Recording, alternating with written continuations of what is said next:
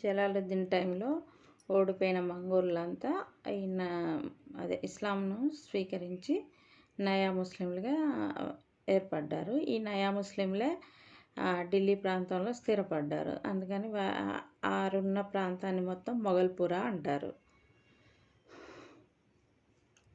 తగ్గులు అనే బందిపోటు దొంగలను ఢిల్లీ నుంచి బెంగాల్కు తరిమివేశాడు. ఎవరు? జలాలుద్దీన్ ఫిరోజ్ ఖిల్జీ. ఇతని కాలంలో సిద్ది మాలిక్ అనే గురువు ఏనుగుచే తొక్కించబడి చంపబడ్డాడు. ఇతని అల్లుడు అల్లావుద్దీన్ ఖిల్జీ. ఎవరు అల్లుడు అల్లావుద్దీన్ ఖిల్జీ అంటే ఈయన జలాలుద్దీన్ ఫిరోజ్ ఖిల్జీ అల్లుడే అల్లావుద్దీన్ ఖిల్జీ.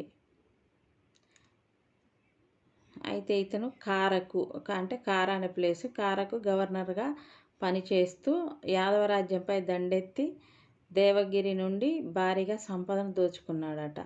అయితే ఈయన భారీగా సంపదను దోచుకొచ్చాడు కాబట్టి అభినందనలు తెలపడానికి ఢిల్లీ నుంచి జలాలుద్దీన్ ఖిల్జీ కారా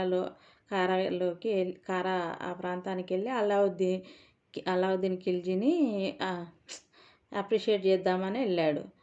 ఆయన ఏం చేశాడు? ఈయనను హత్య చేశాడు. అల్లావుద్దీన్ ఖిల్జీ జలాలుద్దీన్ ఖిల్జీని హత్య చేసి ఆయన సుల్తాన్గా ప్రకటించుకున్నాడు.